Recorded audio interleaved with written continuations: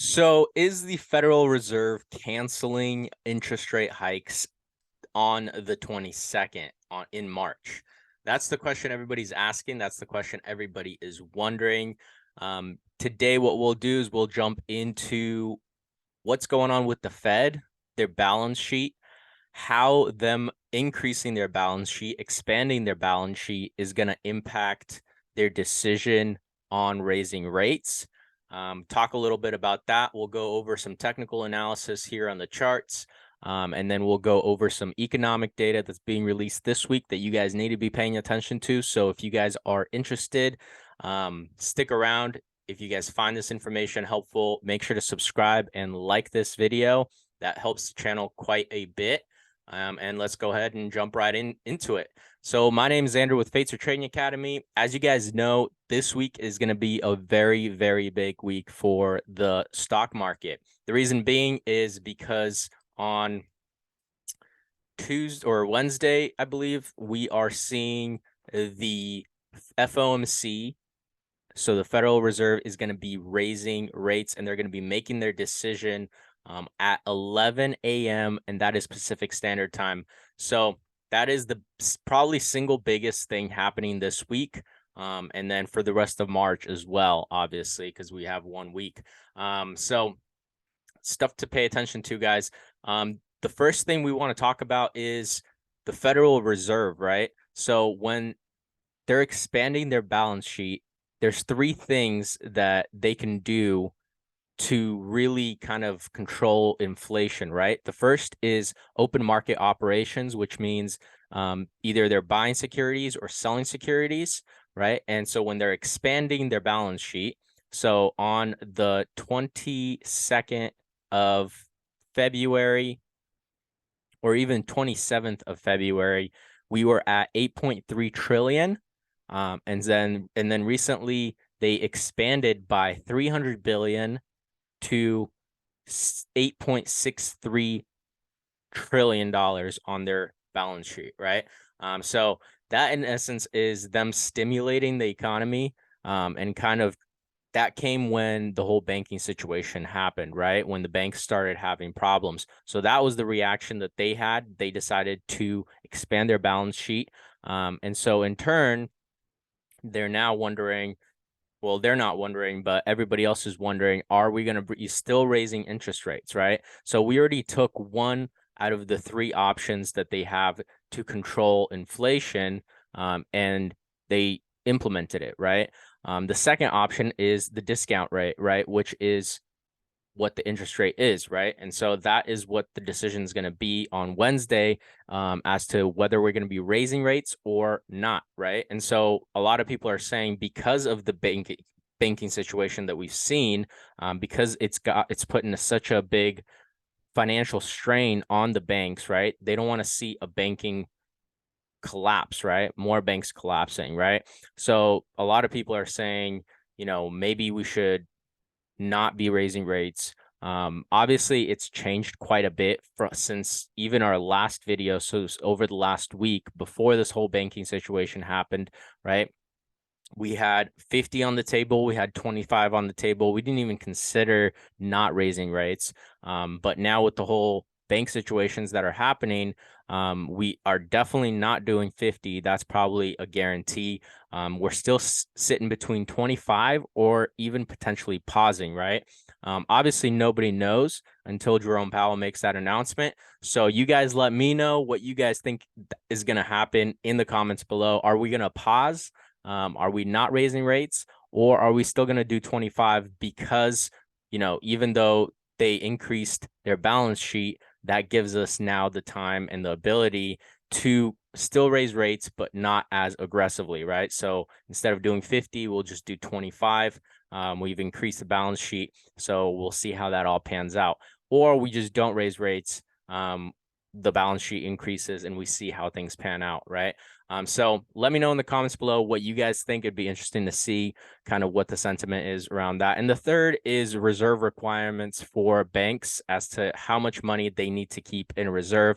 Obviously, they're not going to be implementing that, just because the banks are already being strained. So they don't want to strain them even more. So really the only question is, are we raising rates or are we not raising rates?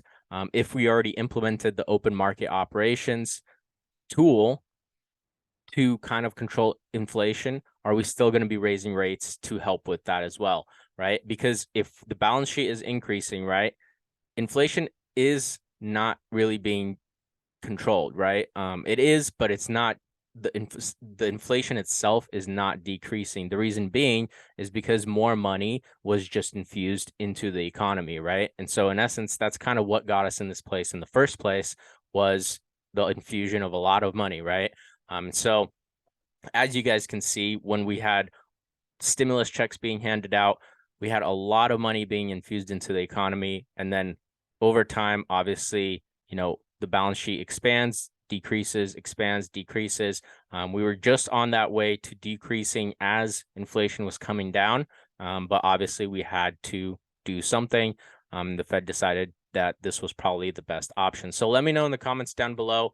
And we'll jump into the charts and kind of see, depending on the response of the Fed to, what they're going to be doing, what should we expect on the charts, right? We're not here to predict. We're here to kind of analyze, and then wait for that decision and then react accordingly, right? So if it is paused, what should we expect and which positions should we be taking? If it is increased, how should we respond? How should we get into the market? What should we be buying? That is what we're here for. Obviously, the decisions are on the traders, on the investors themselves. So keep that in mind. So that's kind of what's going on with the Fed, and with the interest rate hikes. So two options on the table. We have 25 and we have pausing. Again, let me know in the comments what you guys think the Fed will do, or should do, and why. That'd be interesting. So we're looking at a 4-hour chart. Obviously had some downtrending going on over the last, I would say, 2-ish weeks. And then recently, when we had that bank save, let me go ahead and zoom in a little bit. When we had that bank save, we actually saw, we saw an increase in the actual market, right? So this is when the banks ended up getting saved. We were trading at the top of this channel trend line, this descending channel trend line, and then we ended up seeing this break to the upside. And then ever since then, we've basically been just kind of hovering at this spot. Today we opened, we were pretty much trading sideways, choppy. We obviously have been on a sell-off right here. However, as you guys can see that trend line, we did end up breaking up above it, right? Even though we saw that descending trend line, we broke up right above it. RSI, we are more so on the overbought side. We're not at 70 just yet, but we do definitely have plenty of room to go to the downside. So if the Fed does end up increasing rates to 25 by 25, what I would anticipate happening would be tomorrow is Tuesday, so we'll probably trade sideways, maybe come up right over here. But if they do increase rates by 25 basis points, the first level that I'd be watching to the downside would be this level right over here, and that'd be that 300 zone, and that would line up with this 180-day and 200-day simple moving averages. The 50 and the 100 simple moving averages would come up to this level as well. So that would be a very strong level of support. 300 would be that first level that I would be expecting to see. Well, that wasn't very straight. So 300, the first level, and then on the way down after we come back, that also aligns with this descending channel. On the way down, if we continue to sell off, that next level that I'd be expecting would be this 290 level. And then I don't expect us to break any lower based off of this news that's going to be happening on Wednesday. But if the market does continue lower, the next level to the downside would be this 262-ish level down here. So level 1 here, 2 and 3, the 3 targets to the downside. And that is if we do see interest rate hikes. And you might say, why would you expect it to break down to the downside if we do 25, and 25 is actually what's expected. So I'll let you guys know here in a second. But if we look at the, you can go ahead and exit out of this drawing tool. If we look at the expectations, it's 25, right? So Wednesday, Fed decision from 4.75% to 5. So it's expected that we see 25 basis points. And the reason that I would say that we could expect more selling, even if we do see 25, is because I feel like a lot of retailers got excited, or not even retailers, maybe even funds got excited that the Fed might pause, right? So if we do see a 25 increase, we'll probably start seeing selling because it wasn't paused, right? It is 25, but a lot of people are expecting a pause. And so that's kind of why we ended up seeing this spike here in price. On top of that, it was a lot of excitement around the fact that the banks actually got saved. And so that's kind of what caused this little rally that we saw right over there. So that's the reasoning behind why I would anticipate us seeing selling. On top of that, if we look at the daily chart, we're similarly sitting at this 59 level here on the RSI. Again, plenty of room to run to the downside. So again, we're very overbought. I would say, if by just looking at the charts, we're very overbought and we're sitting very close to a resistance. So again, that's why I would anticipate selling to occur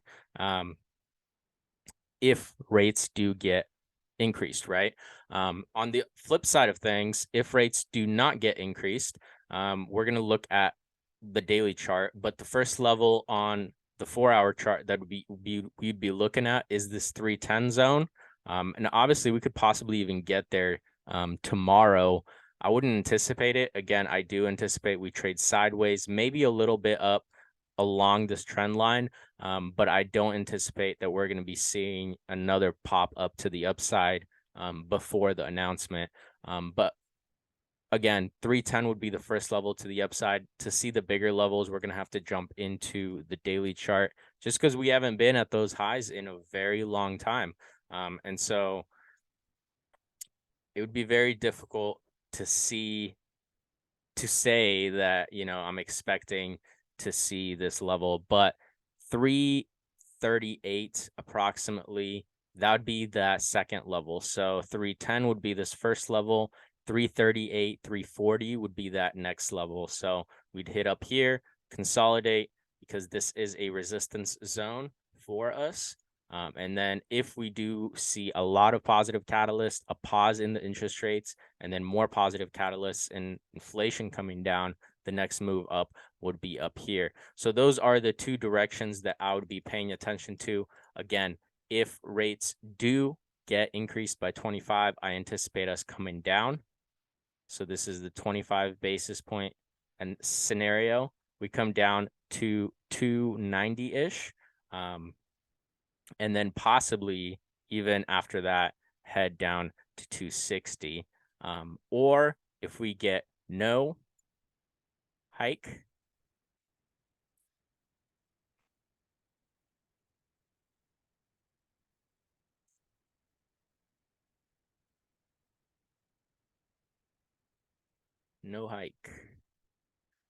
we come up to this zone. That's going to be our first level. And then from there, we head up here. So those are the two scenarios based off of whether we're going to get a hike or not going to get a hike. Again, this is just our analysis of the market. The market's sitting in a very funny place, right? We got room to run to the upside. We have room to run to the downside on the RSI. So we're not very overbought. We're not very oversold. We've obviously seen a little bit of a push to the upside, but it could very well be a scenario like this where we came up and then we continued lower as we saw right here, right? So this could be a very similar scenario where we come up a little bit, which we're seeing right now, and then we sell off. So either way, at the end of the day, that is our analysis. No hike, we do see a run up to this 340 zone. If we do see a hike, we end up going down to this 290 zone and then this 260 zone. My guess, if I was to make a guess, is we do see 25, because at the end of the day, even though we did see an expansion of the balance sheet, that was more so to save the banks from collapsing, right? We still have inflation to figure out, right? And if the Fed is going to be worried about hiking rates when they need to because they're afraid of the damage it's going to cause, then you guys should be terrified. So at the end of the day, I think that the Fed is going to be doing what it needs to do. It doesn't care about anybody's feelings. It has a job to do, and it's going to do the job that it needs to do. So again, I'm expecting that we see 25, and then we end up seeing a little bit of selling. And so that's what we're preparing for. A break of this trend line. Let's go ahead and zoom into the chart a little more. We're going to go back to that 4-hour chart. On a smaller time frame, you're just going to see a lot of chops, so not much analysis that can be done there. But on this 4-hour chart, we can see this trend line right here. So I anticipate we trade sideways into tomorrow, maybe up here, sideways into tomorrow, maybe up here, and then we break this trend line, and then we make lows right here to this support, and then we head down to this support right here, possibly down to the support, definitely down here. That's what I'm anticipating for sure. And then this is going to be the second target down. So that's an analysis for you guys.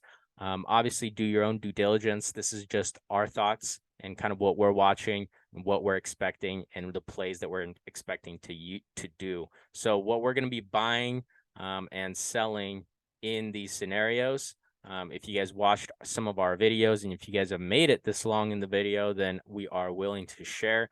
So obviously, if the market's going to be selling off, we're going to be watching to jump into SQQQ. And if the market is going to continue to rally, we're going to look to buy TQQQ, which is inverse ETFs of the NASDAQ. QQQ is basically the NASDAQ. So TQQQ is long on the market, SQQQ is short on the market. And so again, if we're breaking below and heading down to these levels, SQQQ, if we're breaking up and we see no rate hike, we're going to be buying into TQQQ and taking advantage of the market rally. So that is what we're going to be buying and looking to buy to take advantage of this next opportunity. Again, we're not trying to predict the market. We're just going to be reacting. So our decision is going to be based on the results. We're not going to try to buy in and then hope it goes our way. We're going to wait for the announcement to come, see what it is, and then take our positions. So that's kind of our plan. Let's go ahead and jump into some economic data that's going to be released this week. Not much happened today. Didn't have too much economic data that's worth mentioning. Tomorrow we have existing home sales. This is going to be an important one to kind of determine where inflation is at. Are people spending money? Are people not spending money? So that's going to be a big one to pay attention to. And then crude oil inventories on Wednesday. And then obviously the Fed interest rate decision on Wednesday at 11 Pacific Standard Time. And then you're going to have the press conference at 11:30 where that announcement is going to be made public. And then on Thursday, we're going to see new home sales and then initial jobless claims and then continuing jobless claims and building permits. Those are some to pay attention to. And then Friday, the only thing we have is core durable good orders. And that's pretty much it that's going to be worth paying attention to. So hopefully you guys found this video helpful and informative. If you guys did, make sure to smash that like button, subscribe, share it with a friend, and I'll see you guys on next week's Stock Talk video.